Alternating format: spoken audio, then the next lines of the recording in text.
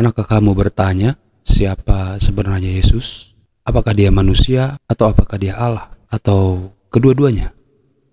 Ini bukan pertanyaan biasa. Ini menyangkut keyakinan iman dalam hidup setiap orang percaya. Dan ini juga menyangkut keselamatan kekal.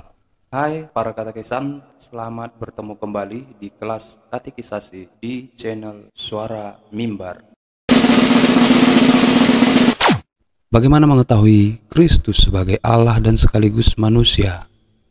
Apakah Kristus berkepribadian ganda? Apa saja karya Kristus dan bagaimana Alkitab menyaksikan dan menjelaskan tentang Kristus? Mari kita selami bersama siapa sebenarnya Kristus itu. Kata Kristus dalam bahasa Ibrani yakni Masyak, diambil dari kata dasar Ibrani Masak, dan dalam bahasa Aram disebut Mesina, sedangkan dalam bahasa Arab disebut Al-Masih. Al itu adalah kata sandang yang dalam istilah bahasa Inggris dipakai the. Arti kata Masyak ini adalah yang diurapi. Dalam bahasa Yunani, kata Masyak adalah Kristos, atau di dalam bahasa Yunani diambil dari kata dasar krio, atau mengurapi.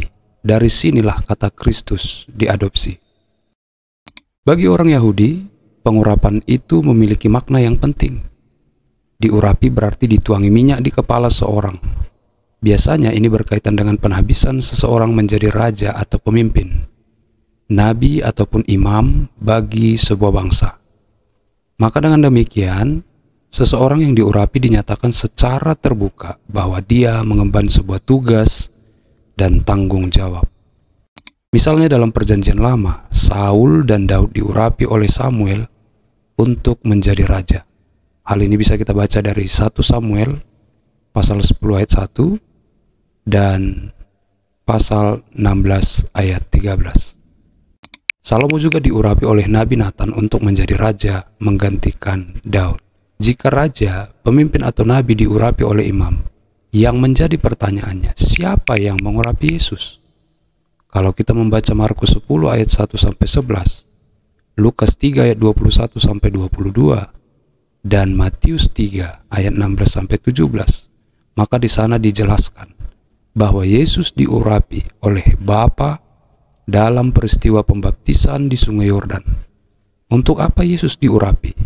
Yesus diurapi untuk menyelamatkan.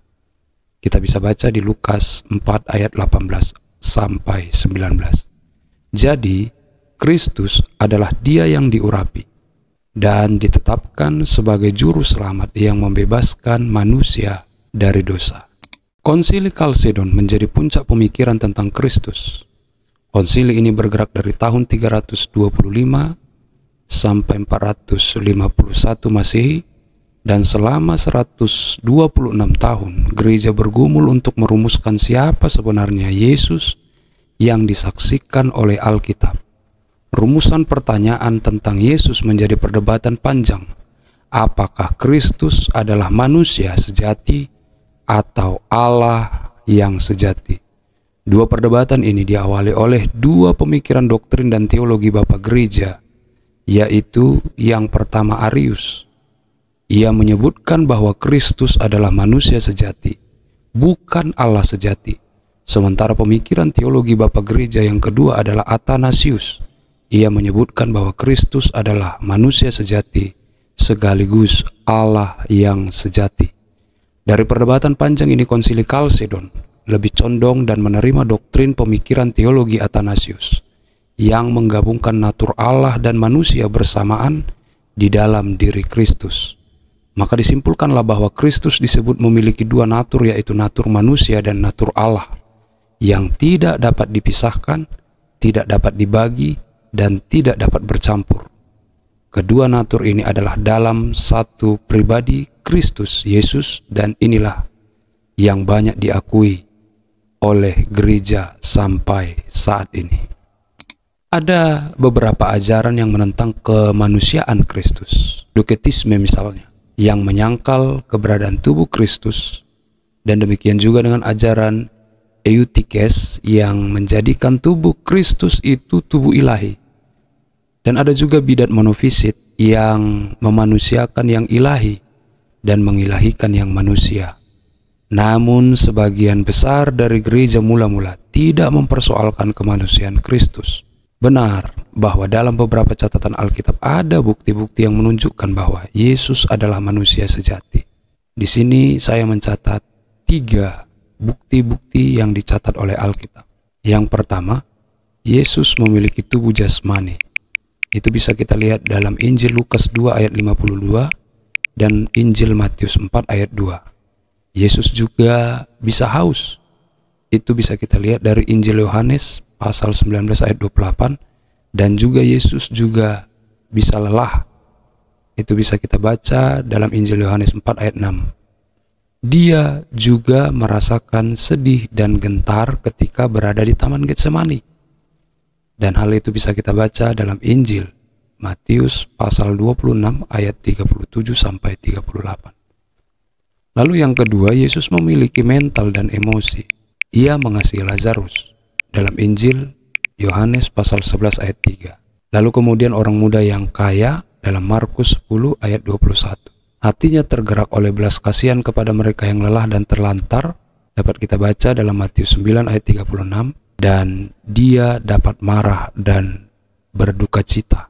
Hal ini bisa kita lihat dalam Injil Markus 3 ayat 5. Dan yang ketiga, Yesus memiliki kehidupan religius yang sama seperti manusia lainnya. Dicobai, tapi ia tidak berdosa. Melalui perkataan manusia bukan hidup dari roti saja, ia menunjukkan dirinya sebagai manusia yang tidak hanya hidup dari roti saja.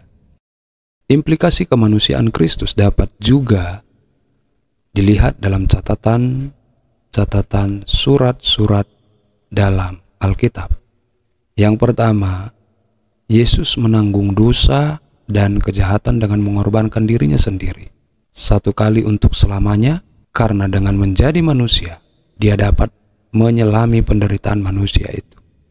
Ini bisa kita baca dalam Filipi 1 ayat 29 dan Filipi 3 ayat 10, atau dalam 2 Timotius 1 ayat 8.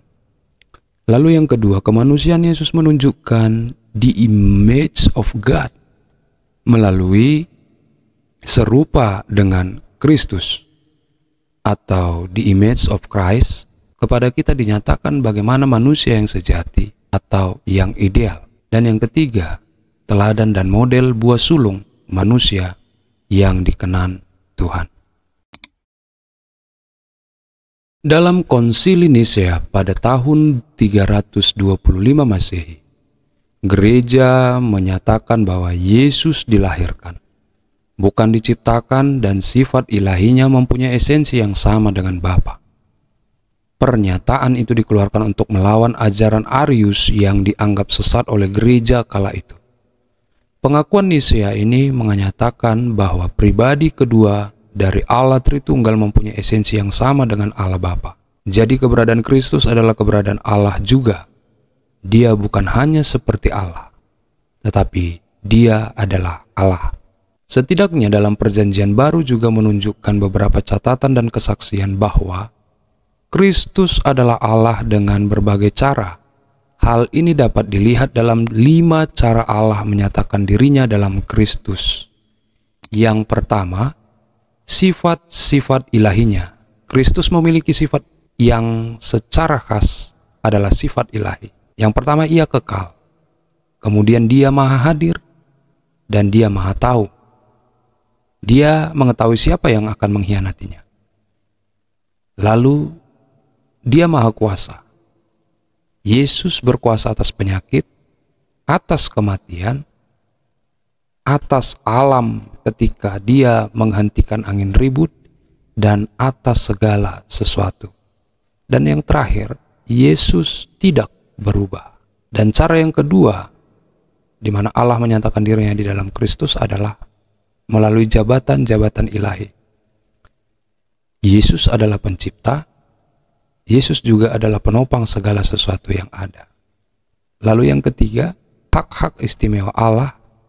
Dalam hal ini, hak mengampuni, hak membangkitkan orang mati, dan menghakimi, dan lain sebagainya.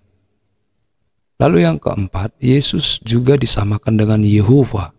dalam perjanjian lama, ia dipandang sebagai yang kudus. Dan yang kelima, nama dan sebutan Yesus dinyatakan dalam keilahiannya. Yesus memakai beberapa kiasan yang menyiratkan sifat adikodrati. Misalnya, akulah roti yang telah turun dari surga. Akulah pintu, gembala yang baik. Akulah jalan dan kebenaran dan hidup. Akulah pokok anggur yang benar. Akulah Alfa dan Omega. Selanjutnya ia juga disebut sebagai Immanuel yang artinya Allah menyertai kita. Dan istilah firman atau logos dipakai juga untuk menyatakan keilahian. Ia juga disebut sebagai anak manusia. Dan Yesus disebut Tuhan. Dan gelar Tuhan yang sering dipakai untuk Yesus merupakan terjemahan dari nama Ibrani, Yehova. Jadi Kristus disamakan dengan Yehova dalam perjanjian lama. Dan yang terakhir, Yesus disebut Allah. Jadi dari catatan Injil, maka dapat implikasi keilahian Yesus adalah, yang pertama, Yesus mengatakan, siapa yang telah melihat aku, maka ia telah melihat Bapa. Hal ini dicatatkan dalam Injil Yohanes 14 ayat 9. Itu artinya, jika seseorang ingin mengenal akan kasih Allah, kekudusan Allah, kuasa Allah itu seperti apa, maka kita perlu melihat kepada Yesus. Yang kedua, Yesus menyediakan penebusan. Dan yang ketiga, Kristus adalah wujud kesatuan Allah dan manusia yang berlangsung secara bersamaan. Kristus bukanlah malaikat atau manusia, tetapi dia adalah Allah itu sendiri yang disalibkan oleh karena adanya jurang yang diakibatkan oleh dosa. Kelahiran dari anak darah dan dikandung oleh Roh Kudus didasarkan atas dua bagian Alkitab yang sangat jelas, yaitu dalam Injil Matius 1 ayat 18 sampai 25 dan Lukas 1 ayat 26 sampai 38. Kelahiran anak darah ini merupakan sebuah doktrin yang penting, karena hal ini mengingatkan orang percaya bahwa keselamatan ada dalam dimensi supranatural, bukan karena usaha manusia. Penderitaan juru selamat mencapai puncak tertinggi pada waktu kematiannya. Berkenan dengan hal ini, ada beberapa hal yang perlu diperhatikan. Yang pertama, derajat kematiannya. Katekismus Heidelberg mengatakan bahwa sepanjang umur hidup Yesus dalam dunia, dan terutama pada akhir masa hidupnya, ia mengalami dalam tubuh maupun jiwa murka Allah atas dosa seluruh umat manusia. Hal ini menyatakan bahwa natur manusia Yesus pada waktu itu kehilangan persekutuan dengan kasih ilahi dan merasakan murka Allah yang dicurahkan kepadanya oleh karena dosa umat manusia. Dari sini kita dapat memahami bahwa kematian Yesus memiliki derajat yang lebih tinggi. Sebab jika manusia lain mati akibat dosanya sendiri, tidaklah demikian dengan Yesus. Yang kedua, sifat yuridis kematiannya dicatatkan dalam Kisah Para Rasul 2 ayat 23. Dan yang ketiga, pentingnya kematian Yesus. Dalam hal ini kita memahami bagaimana pentingnya kematian Yesus. Yang pertama, kematian Yesus adalah sudah dinubuatkan dalam perjanjian lama. Selanjutnya terdapat nubuat yang menunjukkan kematian Yesus dan penggenapannya, yaitu tentang pengkhianatan terhadap Yesus. Lalu kemudian penyaliban. Dan Yesaya menulis, tetapi dia tertikam oleh karena pemberontakan kita. Dia diremukkan oleh karena kejahatan kita. Selanjutnya dinyatakan juga dia dijual seharga 30 uang perak. Dan hal ini dicatatkan dalam kitab Zakaria pasal 11 ayat 12 sampai 13 dan Injil Matius 26 ayat 15 dilanjutkan dengan pasal 27 ayat 9 sampai 10. Selanjutnya yang kedua, kematian Yesus adalah pusat ajaran perjanjian baru dan iman sejati. Hal itu dicatatkan dalam surat Paulus yang pertama kepada jemaat di Korintus pasal yang ke-15 ayat 1 sampai 5. Selanjutnya kita melihat makna kematian Yesus. Kematian itu dijalaninya untuk orang lain jelas bahwa Yesus tidak mati untuk dosanya sendiri. Di seluruh Alkitab dikatakan bahwa ia mati untuk dosa orang lain.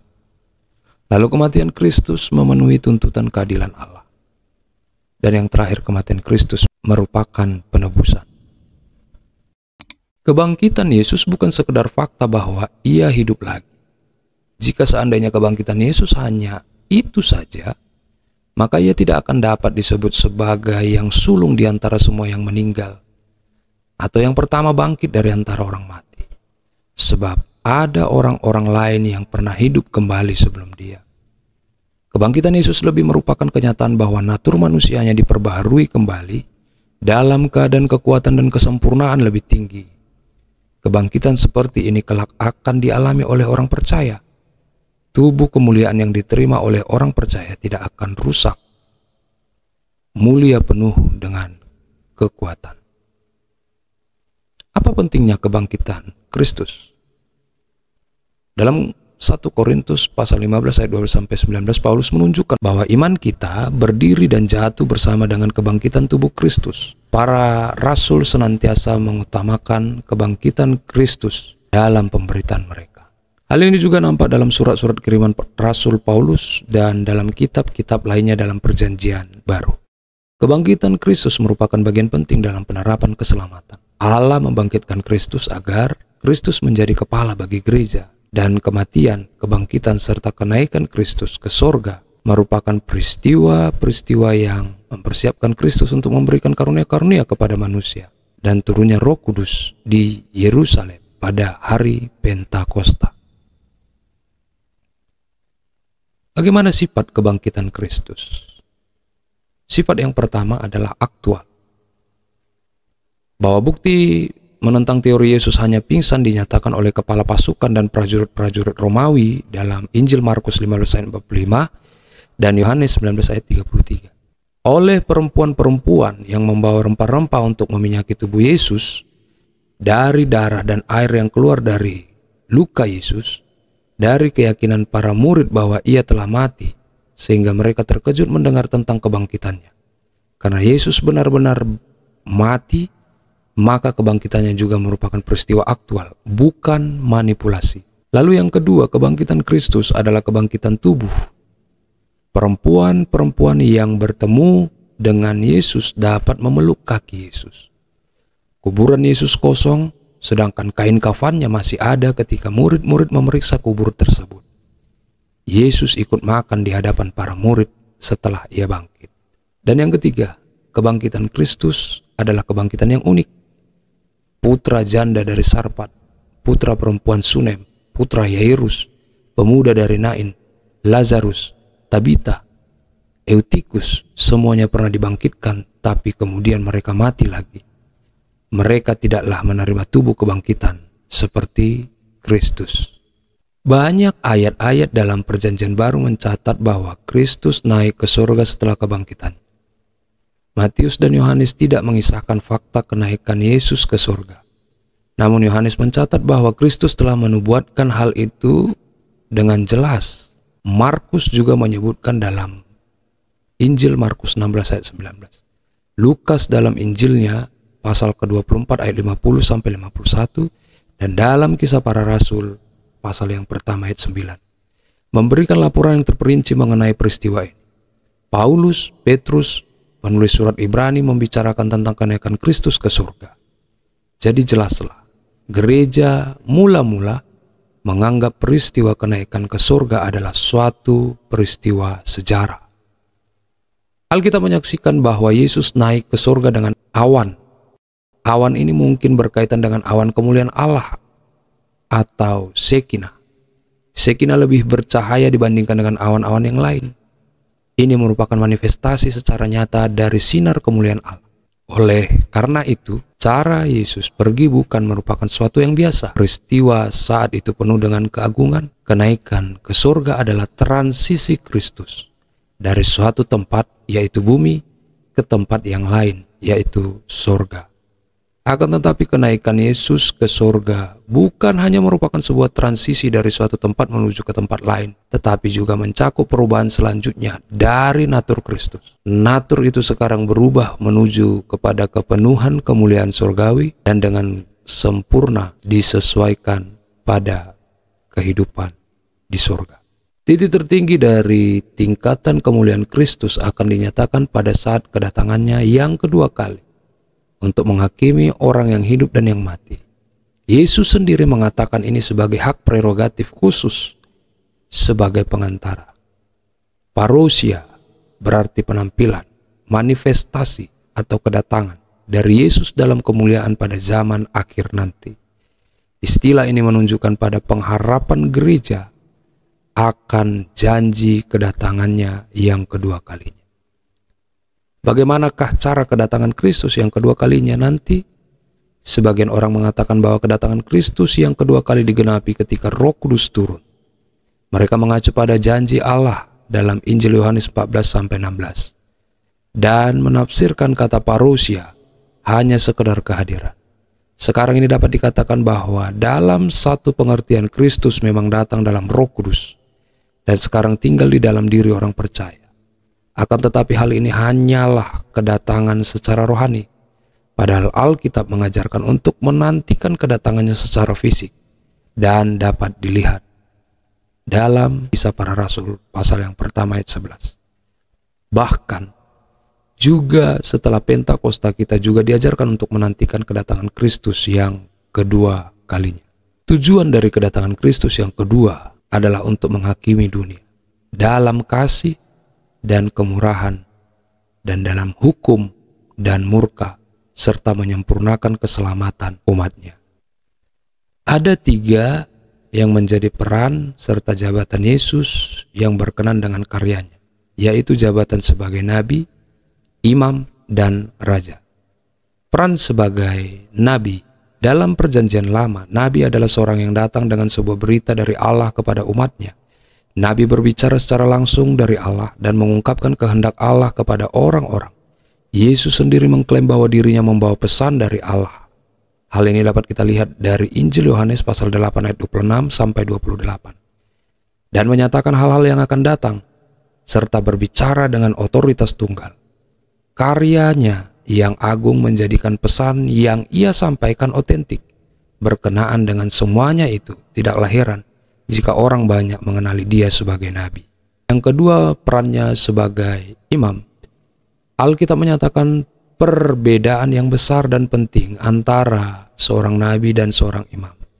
Keduanya memang ditunjuk oleh Tuhan. Hal ini bisa kita lihat dalam Ulangan 18 ayat 18 dan Ibrani pasal 5 ayat 4. Namun nabi dipilih untuk menjadi wakil Tuhan bagi umatnya, untuk menjadi utusannya, dan untuk menafsirkan kehendaknya.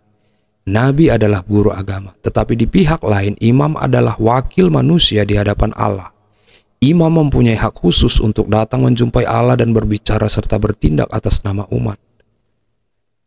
Memang benar bahwa imam juga merupakan guru pada masa perjanjian lama, tetapi ajaran mereka berbeda dari ajaran para nabi.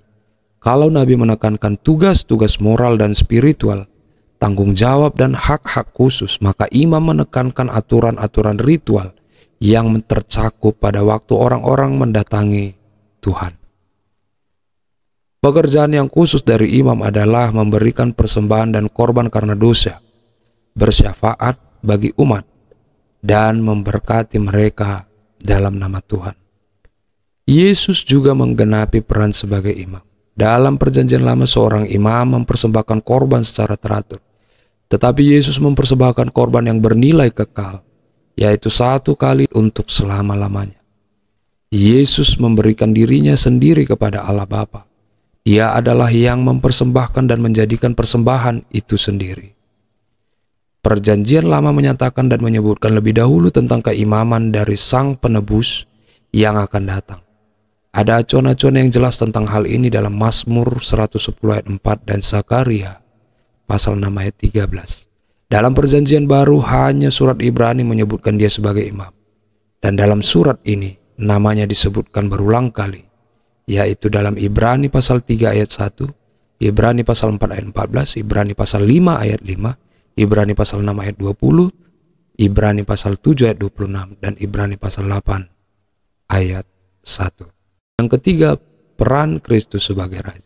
Dalam perjanjian lama umumnya, Nabi, Imam, dan Raja itu diperankan oleh orang yang berbeda. Tetapi Yesus memerankan ketiga peran itu sendiri dengan sempurna. Yesus telah menggenapi nubuatan dalam Mazmur pasal 110. Dia adalah keturunan Daud dan pada saat yang sama dia juga adalah Tuhan dari Daud. Dia adalah imam yang juga adalah raja. Domba Allah yang disembelih juga adalah singa Yehuda. Keadaan Kristus sebagai raja untuk mengatur dan menguasai segala sesuatu di sorga dan di bumi bagi kemuliaan Allah dan bagi pelaksanaan rencana Allah atas keselamatan. Jadi siapa Yesus bagimu? Apakah hanya tokoh sejarah atau juru selamat hidupmu? Apakah hanya guru moral atau raja atas hatimu? Jika kamu telah melihat Yesus hari ini, Yesus adalah Allah, Yesus adalah juga manusia, Yesus adalah juru selamat, dan Yesus adalah Raja.